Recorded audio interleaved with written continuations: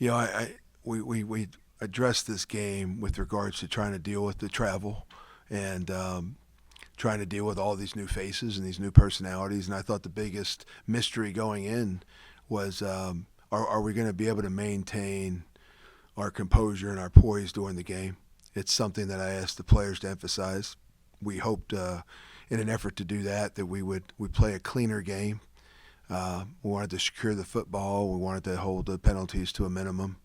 We wanted to maintain our composure during some of the tough times of the game, and the truth is, we did turn the ball over with the interception by Hunter Watson down the left sideline.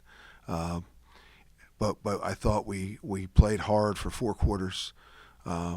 Played a fairly clean game for game one in week zero, and we did maintain our composure. And I thought we fought and were physical.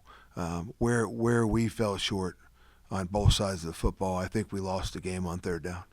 And offensively, we weren't very good at all.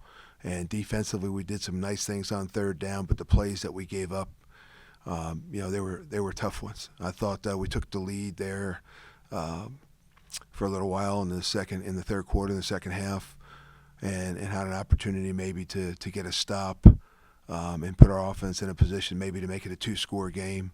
And we gave up a big 3rd and 7, and that kept the drive alive, and they wound up retaking the lead. And that was a substantial play defensively. On offense, we had a huge 3rd and 8 or 3rd and 9. It was an important drive, we thought. They all are important, but this was a big one. And we just had a flat-out drop by one of our tight ends, and so we have to roll the punt team out there. And I thought those two plays kind of encapsulated how third down went for us, and I thought that was the biggest difference in who won and who lost the ball game.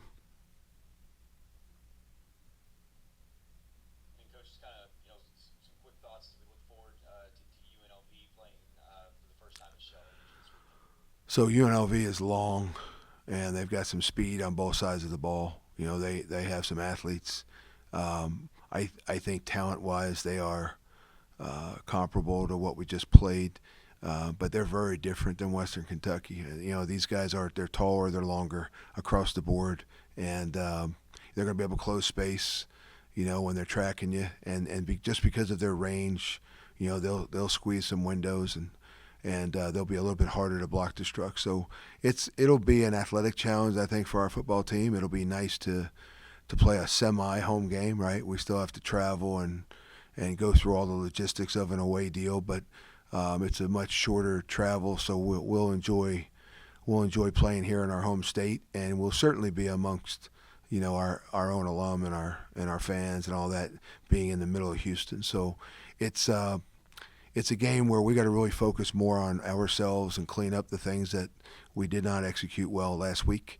I think it'll be more about that part of it heading into this UNLV game than it will necessarily what UNLV is doing. All right, guys, we'll open this up for questions. For those that are returning, you guys already know the hand raise function. And for any questions, for those that are new, please utilize that. We'll get started today with the first question from Colin Neal.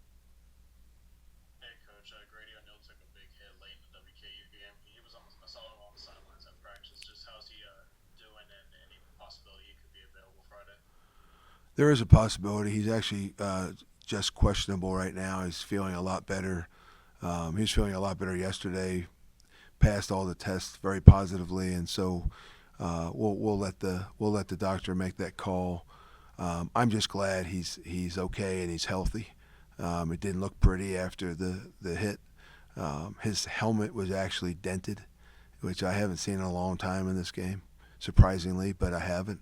But it was, and so he took a vicious hit, and so I'm just happy that he's healthy right now, and he's really able to run around and do those things. He's going to go through protocol, and the doctor will make a decision sometime this week. Carlos Zimmerman.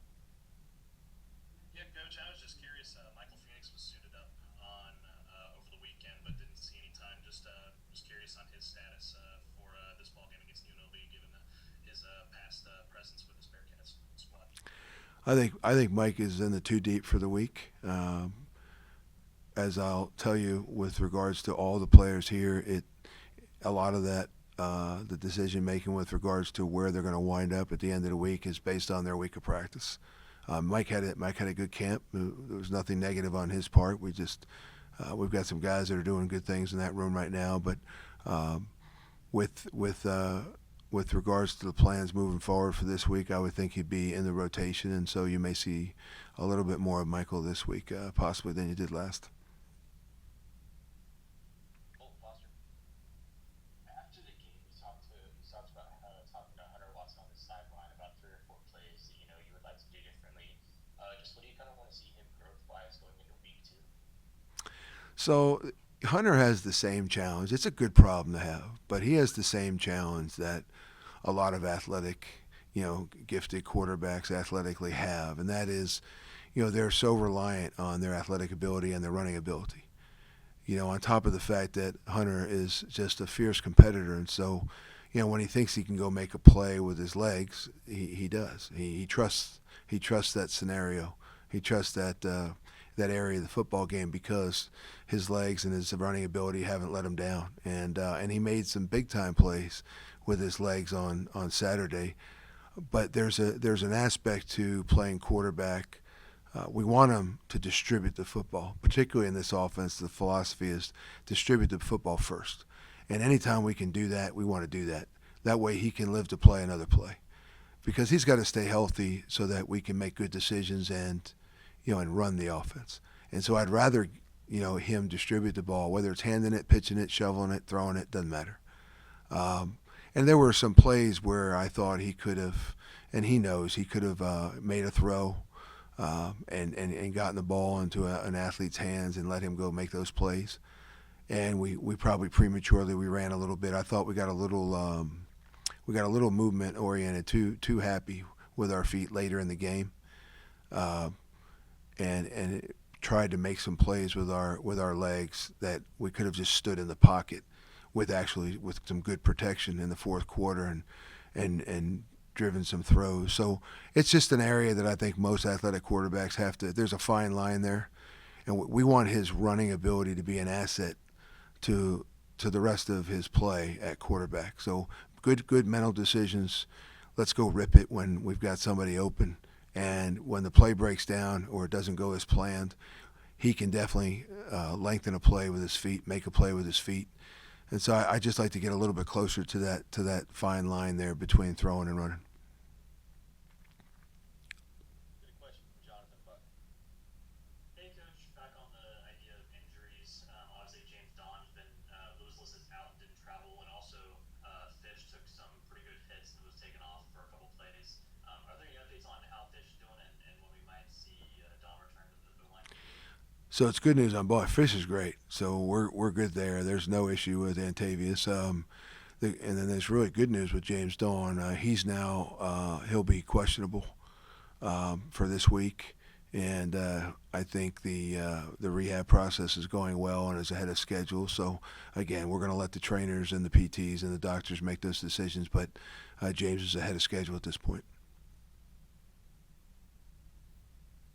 Calling again. Hey, Coach, I remember mid-game interview after the first quarter, you were talking about missed assignments, and looking at film, there were some you can see it. Just kind of how do you coach that in order for the guys to correct it? It seemed like there were some missed assignments not just on the offense but also on the defensive side of things.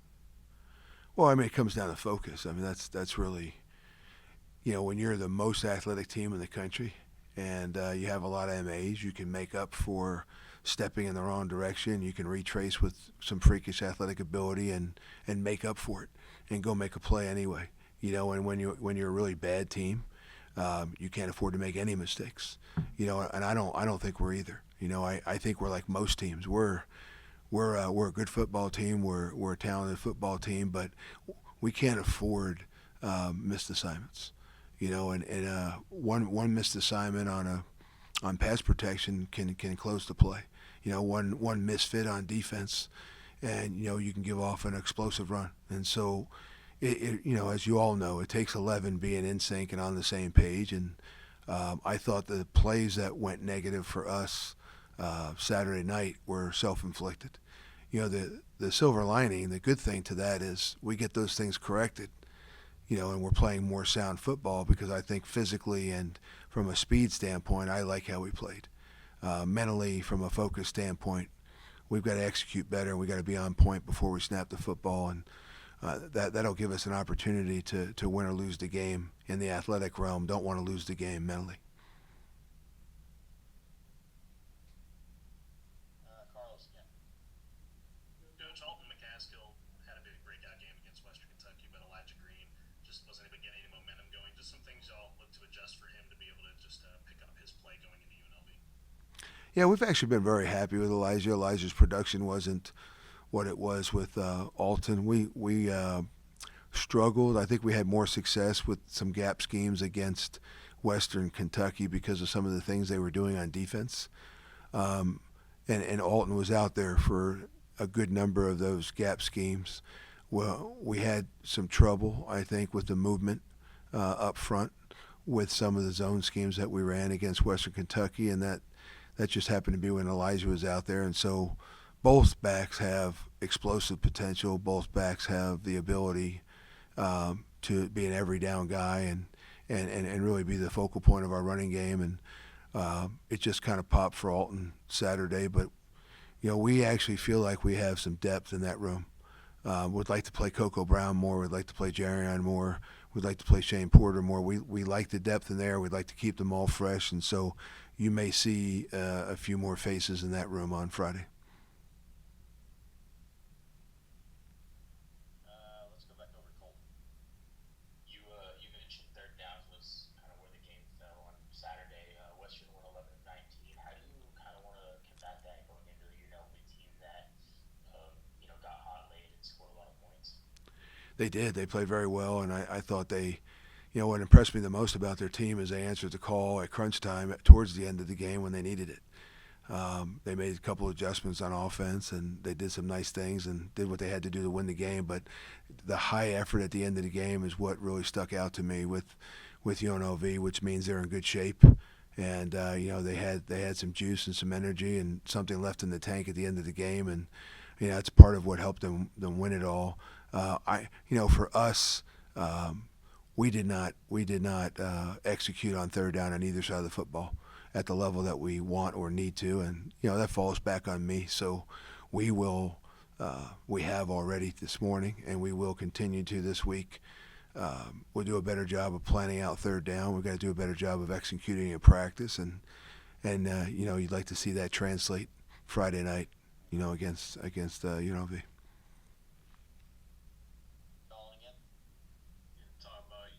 UNLV head coach Dan Mullen's back on the sidelines. Just kind of what are your thoughts on him? He's well known for his great run spread scheme, and how y'all counter that on Friday night on a bit of a short week rather. Well, I've seen what he does offensively firsthand. He's also he's had some programs like he did at Mississippi State where they were just outstanding on defense as well.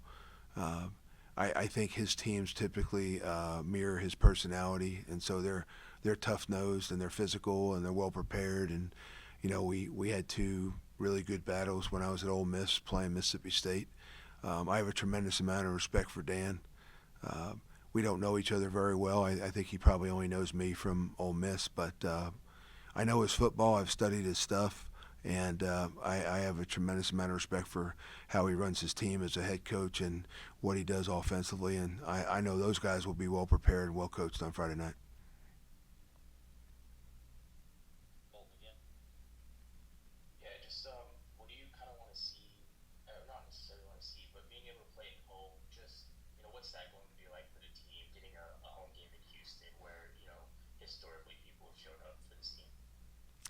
I smile when you say home because we're going through the travel arrangements for this game, much like we did for Western Kentucky. There won't be a flight involved, but we still have to travel and the away hotel and all that stuff. It'll be home from a sense of playing in Houston, playing in front of a lot of Sam Houston alum and football alum. So the crowd will be a home crowd. We won't be any more used to the stadium or the locker room or the way the stadium operates than UNLV will, because this team hasn't played there yet. Our staff has been through there one time just to see what it looked like and try to get some of the logistical things squared away. But it'll be our first experience in that stadium as well. It's going to come down to us just taking care of business on the field. The rest of the logistical stuff is it's excuses. You know, we have to get there. We got to set up and we got to get locked in. Go play football. At the end of the day, it's what you do between the whistles.